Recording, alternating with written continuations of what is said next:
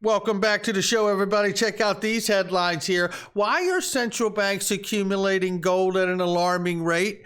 And the question that a lot of people are asking, I'm getting messages, will Ripple and certainly XRP, will they be used by the banking system? Let's roll that beautiful intro, see if we can't find out.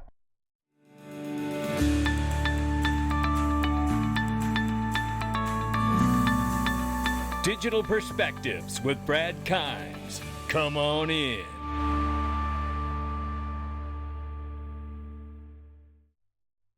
Welcome back to the show, everybody. You can follow us on TikTok, YouTube, Twitter, and Facebook for exclusive content. Right now, the market is off by 1.5% for crypto. It is a $1.05 trillion market cap. Good morning, everybody. Bitcoin, 20,400 plus, Ethereum, 1,500 plus, and XRP is 45 cents this morning. If you haven't done it yet, and I know a lot of you haven't, click the link underneath the video. It's GlintPay, baby. Yeah, they have turned God's money into everyday money, and it's amazing. You get physically allocated gold kept in a secret vault by Brinks. I'm telling you, it's unbelievable. And you can obviously order some. If you get enough of it, you can order it and have it delivered. But what I love about it is that you get a MasterCard debit card, and I can spend my gold every day for things and hedge the uncertainty in the times that we're certainly living in. Make sure you check out that link underneath the video. Right now, XRP whales move whopping 975.1 million tokens. The largest transaction was 500 million XRP worth 230.36, which was sent from an unknown wallet to a Ripple escrow wallet. The second largest transaction seen was 300 million XRP worth 138.56 million from an anonymous wallet to Ripple. I will remind everybody it is the first of the month, so I'm sure escrow is wrapped up into that in some shape, way, or form. I want to play you this clip here because this is Elon Musk. We know he just recently acquired Twitter. He's talking about integrating payments inside and probably crypto as well. We know he's a big fan of Dogecoin, but I want you to hear this clip of what he's describing and what he wants to do or be able to offer. And what's interesting is it sounds like Coil to me, which was really put together at Ripple by Stephen Thomas, and it's to eliminate paywalls on the internet. So if you want to read one article from the Wall Street Journal or some other publication, you read just that article and pay a certain amount of money for it and move on, instead of having to pay for a year or monthly subscription every single time. Now take a listen to this. They've got like some reporter on the scene at some news event, and they're actually the source article, and everyone else is just copying them and printing their stuff. And so you want to like read the Philadelphia Inquirer article, but you're not. There's no chance you would become a subscriber. So they're not losing a subscriber, but they are annoying everyone who's not going to be a subscriber. So there's got to be some way to solve that. Once a quarter. Yeah, exactly. It's like, into Twitter, I'll pay 10 cents for this article or something. Ooh, exactly. like One Dogecoin for this article. Yeah. It should be like, I'll pay 10 cents for this article. Whatever, 15 cents, 20 cents. It's like, fine. They've got like some reporter on the scene at. And there it is. And I tell you, that is exactly what this is. It's a great idea, and Coil actually solves the problem by eliminating paywalls. I bet you could easily do an integration with Twitter.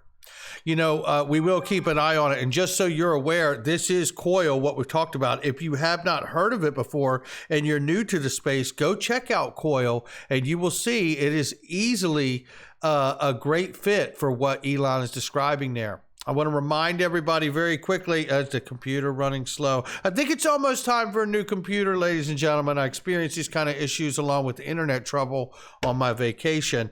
But Ripple blockchain now supports NFTs. The company wants to accelerate mass adoption, tokenization, or representing ownership of real world things through NFTs. Now, first of all, it's great and fantastic news that the XRP ledger can now support NFTs to be built, launched off the network or off the ledger. That's amazing. But this is a reminder to me that cryptocurrencies themselves, for which legislatures only see Bitcoin and maybe Ethereum as a crypto, well, to me, that says that, NFTs have the potential to really become an enormous, if not one of the largest parts of this fourth industrial revolution, the new digital age of digital assets as an emerging asset class. And there's many different use cases that it could work for, including real estate, to art, to music, and many other use cases that we probably haven't even considered yet. Meanwhile, peer-to-peer payment firm Circle Internet Financial said it has obtained an in-principle approval from the MAS, that's the Monetary Authority of Singapore, as a major payment institution. This allows it to offer digital payment token products, cross-border and domestic transfer services. Now, remember, if we've got this right as we're watching this, we just watched the USD coin, backed by Circle Goldman Sachs, get another avenue here in Singapore. And isn't that the possibility of the unofficial, maybe one day official US retail digital dollar getting more connections around the world? This right here is Caroline Pham from the CFTC. I really do apologize for the pages loading so slowly. And along with getting a new computer, I have someone coming to look at our internet here at the home today. So hopefully it's over soon. But at any rate, I do want to play just a clip of this for you from Caroline Pham. Let me line it up. Here we go. Here we go. So the CFTC has been on the job policing these markets. We have very robust and strong anti-fraud and anti-manipulation authorities. So we've brought over 60 enforcement actions against crypto abuses, and that's been hundreds of millions of dollars in penalties since about 2015. We're going to continue to do that. We just released our previous enforcement results, which were over $2.5 billion in penalties. So there's no question that the CFTC is on the job and taking a very strong stance against fraud and abuse and manipulation in the crypto markets. But as far as further regulation or further insights, we are a commission of 5 independent commissioners led by a chairman. So I look forward to seeing what the policy agenda might be. Right. I also want to talk about the volatility that we're seeing in the commodity markets right now. What do you take away from it? So right now we're seeing some unprecedented volatility in the global commodity markets, and I think you're looking at a very challenging macroeconomic and geopolitical environment. Not only are you looking at inflation rising rapidly around the world, you're looking at an increasing rate environment, which is frankly not something we've seen in maybe the last 10, 20 years. Yeah. And you have the geopolitical environment with the Russia-Ukraine war and other geopolitical dynamics. So I think in this particular kind of environment that is highly volatile and very challenging, it's more important than ever that we have market integrity in place. What's most important and what the CFTC's mission is really not to pick winners or losers, but to make sure that we have a well-functioning market that provides the dual purposes of risk management and also price discovery. Also price discovery. And I tell you, that's going to be a very, very key thing about the spot market for crypto and digital assets. But I do appreciate those comments from Caroline Pham. And notice how she talked about inflation affecting commodities. Well, Gabor Gurbax here reminds everybody gold at a $11 trillion market cap is worth more than the global banking sector, which is an estimated $7.3 trillion. 11 trillion and 7.3 trillion in the market cap terms. There is a demand for sound money. He says Bitcoin is around 400 billion a day. We are still early. Well, I also believe Bitcoin's not as sound as everybody believes, but that's okay. We're agreeing to disagree. But the point is made about central banks and accumulating a lot of gold and how big the gold market is. And he doesn't talk about accumulating gold, but the difference between the gold market size and the banking size, right? Central banks bought a record 399 tons of gold worth around 20 billion in the third quarter of 2022. A substantial amount of gold was also bought by central banks that did not publicly report their purchases. Then there's this. Jim Rickards. Americans may not be buying gold, but central banks are buying all they can get. Maybe they know something others don't. Maybe it's that Armageddon thing Biden is pushing. Anyway, they're ready for what comes next. Now, I don't know politically, about what direction this is at. It doesn't even matter to me. I follow the money, and the money is being accumulated in the form of gold by the central banks. And I believe it's because we know that with the sanctions that have been put in place because of SWIFT, the Russia-Ukraine war, it is becoming a moment to be reckoned with. And China and Russia believe they're doing that by launching an alternative to SWIFT payment system, which could obfuscate the US dollar, right? And then there's this from David Schwartz talking with Anthony Welfare, an advisor to Ripple.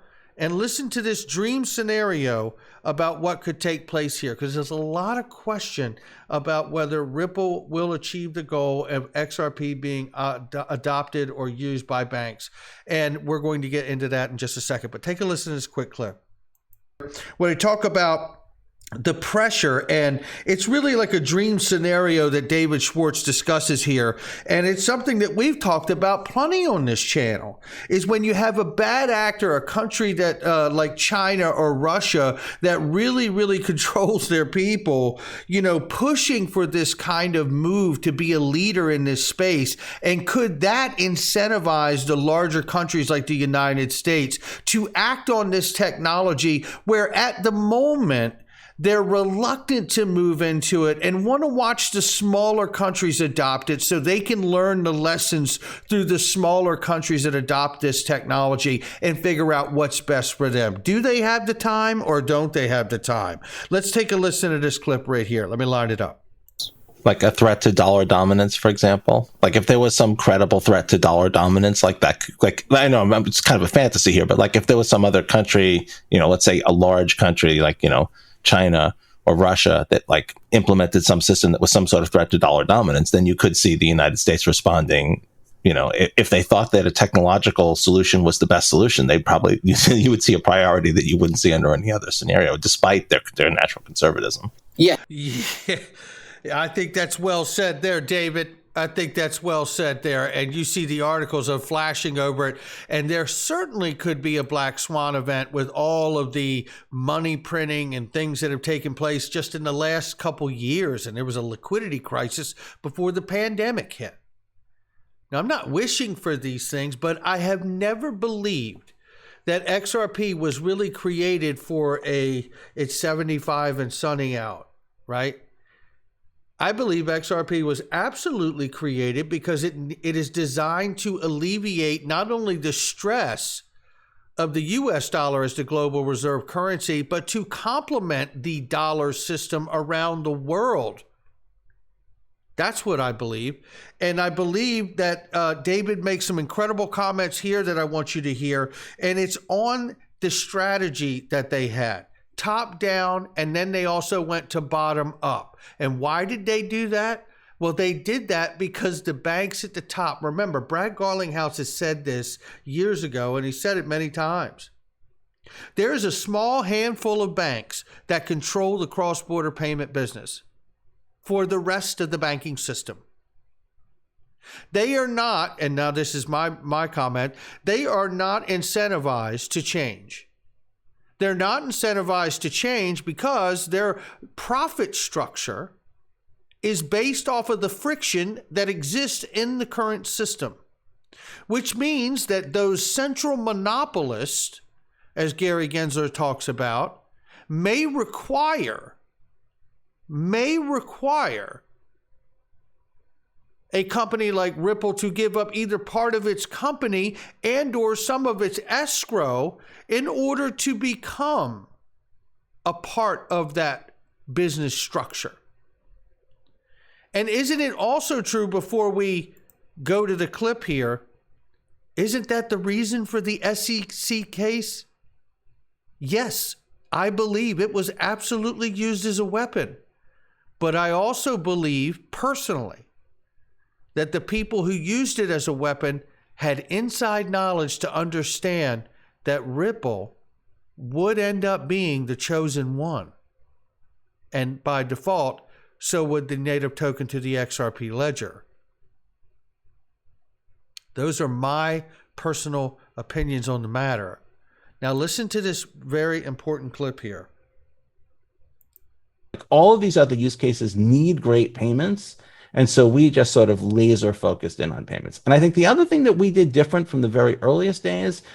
In other words, very quickly, what I take from that comment we're rolling into, no matter what use case you come up with, which would be fantastic for blockchain, distributed ledger technologies, and digital assets, it's all going to come down to a payment at some point, right? Someone exchanging something for something to either get in or get out of.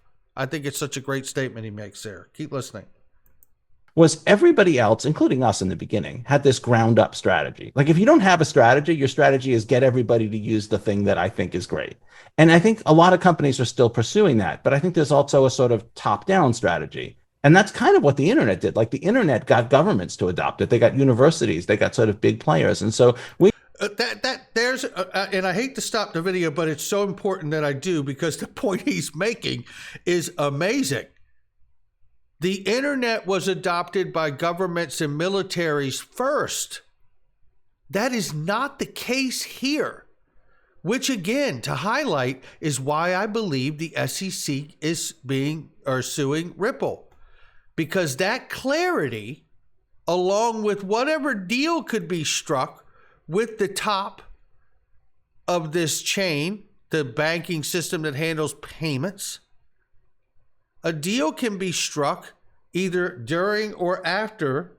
And once you have the legal clarity of what these payment rails are and what these digital assets actually are, and there's a great chance, even with all the wins in the sales, that if the banks really want to use it, they're going to require things like XRP to be termed and defined in a manner of products, a list of products and services that they currently already offer that have been tucked into a regulatory framework for decades upon decades, for the real security of knowing what these things are. Now, it doesn't mean that XRP is an investment contract. That does not mean that. So, by the way, that's another video, but I want to keep playing this clip.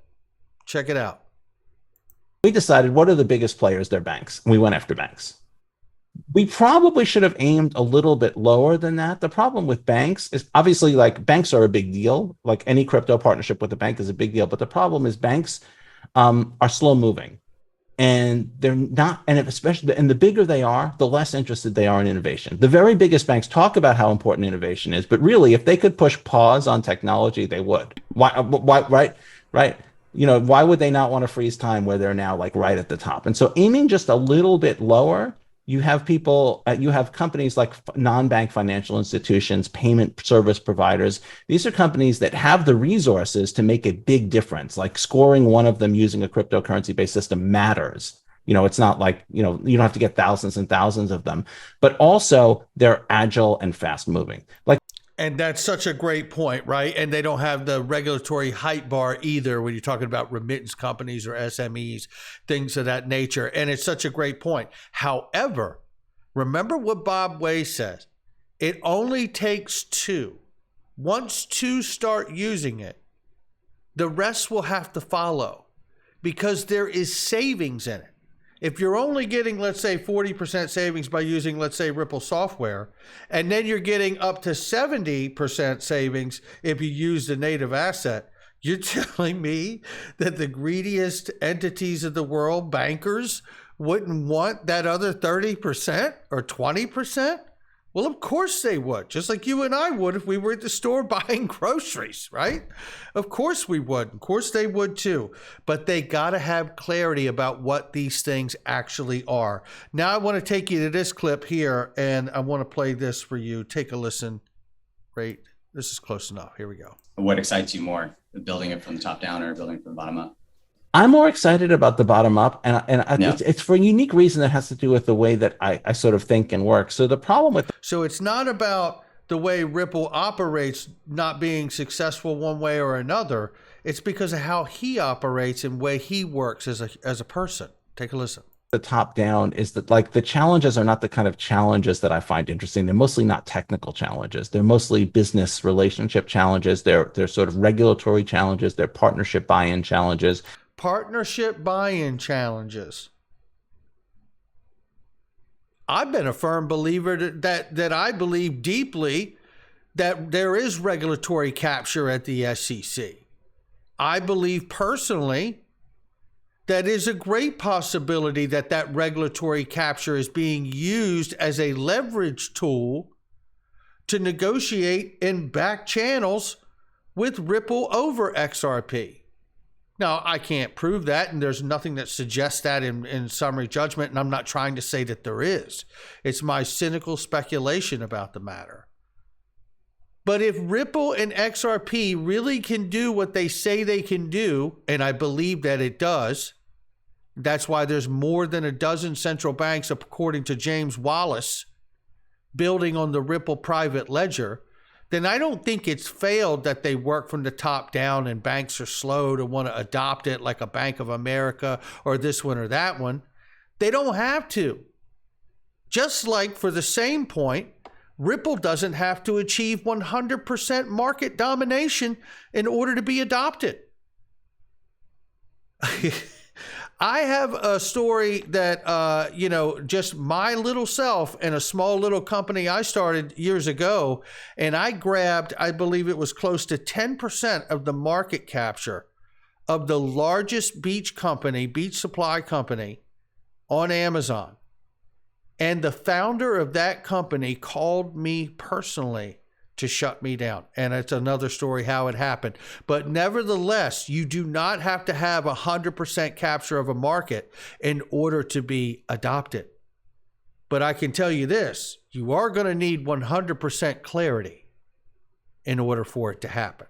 Not financial advice from me or anyone else. That's where we are on this day. I'll catch all of you on the next one.